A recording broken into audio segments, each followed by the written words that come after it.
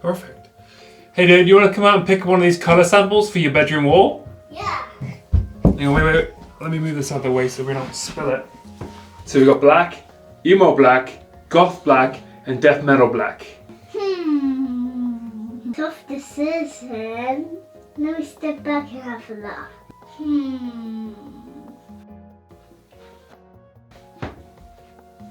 I can't decide. I can't decide. I can't decide. I can't decide. I can't decide. I can't decide. Daddy. What's up? Just pick a color. And there's some beds. Look on the floor. Oh no, dude. We are screwed. What did we do? Oh boy. We are in so much trouble, dude. Can you take the blame? I got an idea.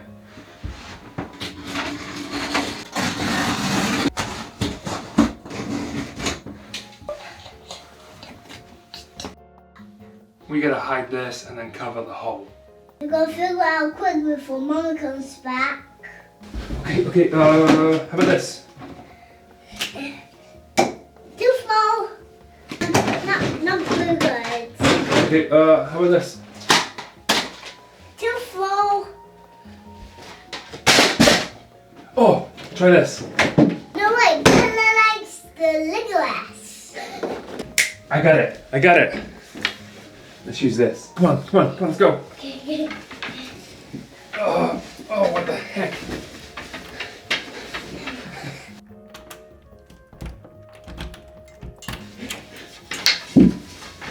Come on, give me a hand, quick.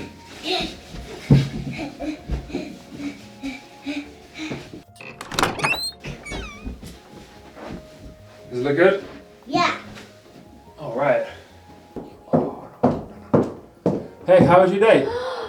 What did you do? What? Come. Thank you.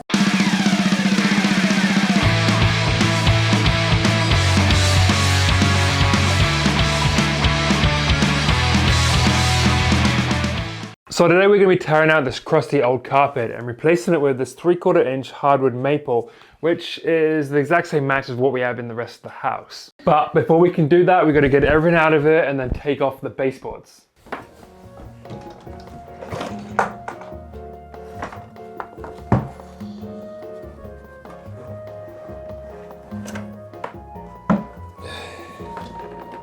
There we go. So the baseboards are in pretty good condition. They obviously need to be repainted, but they match the rest of the house. So we're going to reuse them and put them back on the wall once the new flooring is in. So we have to take them out in a way where it doesn't tear up the wall and tear up the baseboards. And to do so, you want to cut the seam in between the baseboard and the wall, breaking it away so when we peel it off, it doesn't peel everything with it.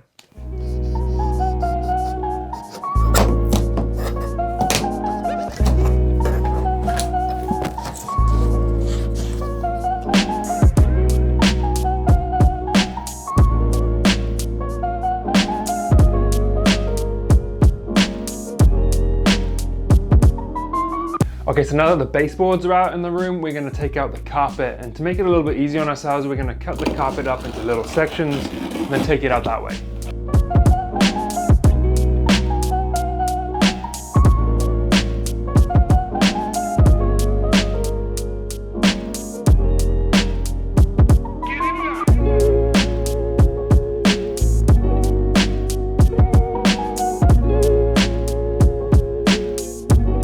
Okay, so now that the carpet has been removed, anywhere that has had carpet, you'll find these dreaded carpet grippers, which go around the perimeter. They serve a great purpose when installing carpet, but they're not needed for the flooring that we're putting in, so we're going to take them out. They also have these tiny little nails on them, so when taking them out, you're going to be wearing gloves and use a flat bar or a crowbar and a hammer just to pry them up off the floor. Once that's all out, we're going to go around and check if there's any nails or staples protruding on the floor and remove those so they don't interfere with the new floor when it's being installed.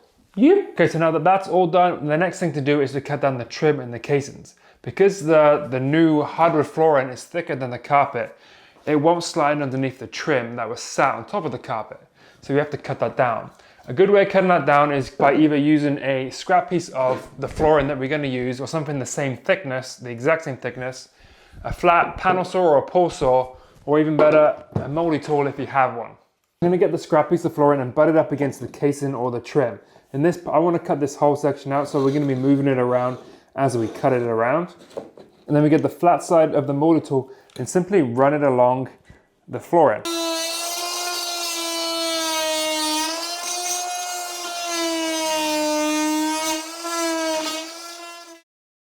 Okay, so now that the subfloor has been prepared and the trim has all been cut to suit the new flooring, we're going to talk about the new flooring and talk about the tools needed to install the flooring. For the flooring, I'm using a 3/4 inch thick tongue and groove maple, which is a hardwood flooring. So the reason why we chose maple is because we have maple in the rest of the house and I really like the figuring and the different characters that wood has. So we purchased the flooring a few weeks ago and we brought it inside the house so it can climatize for at least a week. That basically means it can get used to the house's moisture content and heat levels, and then it's not a big shock for the flooring when you install it, which will help the flooring last and look nicer for longer. But we'll get into more about the expansion and contraction in a little bit when we come to install it. To install the flooring, you need a few tools. The main one is a flooring cleat and a hammer. With the gun, you have some flooring cleats, and these come in different sizes, so you want to check with the specs on your flooring to see which size they recommend. To power the gun, you need an air compressor and a hose. So in some situations, you may need a brad nailer, and we'll get to why you may need a brad nailer when we come to do the installation. Yeah. So I plan to lay the flooring in the direction of the light from the window. This will make the room seem bigger, but I'm going to start the flooring from this wall, make my way to that wall, and then fill in the closet after the fact. That's where the brad nailer comes in.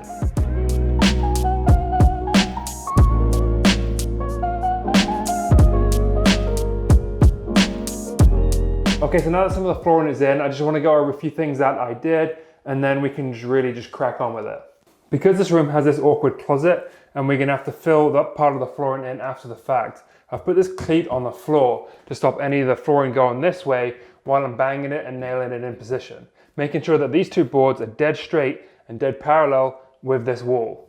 I also have these 1/2 inch spacers spacing the flooring away from the wall. This will simply allow for the flooring to expand and contract over the different seasons. If we didn't use these spacers and the flooring was installed dead tight to the wall, during the wetter months of the year, the flooring is going to suck up a bunch of moisture and it has nowhere for it to expand, except for in the middle. And then somewhere in the middle of your room, you're going to have this kind of ramp in the middle of the room, which, thinking about it, having a ramp in your bedroom, that sounds pretty cool.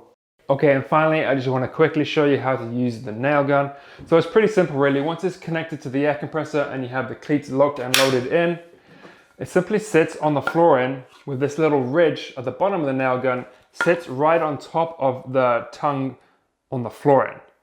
So it sits on that little groove, and then once you've got it secured into place, you simply smash it with a hammer. And Wolf's going to demonstrate how you do that. Keep banging the hammer. There we go.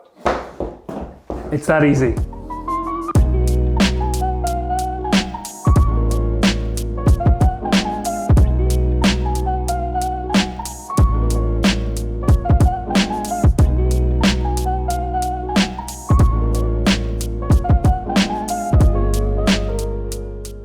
Okay, so right now we're at the last stage of installing the flooring, and that's in the closet. The closet is going to be installed slightly different because we got to install it backwards. So this is where the brad nailer comes in. So the flooring nailer is used for nailing through the tongue of the piece of wood, but because we're installing this backwards, we're going to be nailing through the groove. So yeah, this is where this comes in.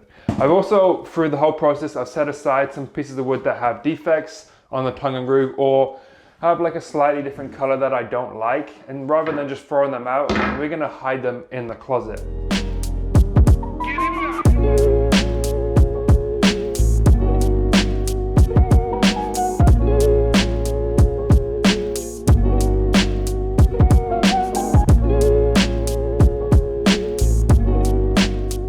Okay, so now that the flooring's done and the baseboard has been put back on and painted, we're actually leaving this wall off because next week we're going to be putting a feature wall on here. So you want to subscribe to make sure you don't miss out on that video. So that pretty much sums up this video. If you have any comments or questions, don't hesitate to ask me down below.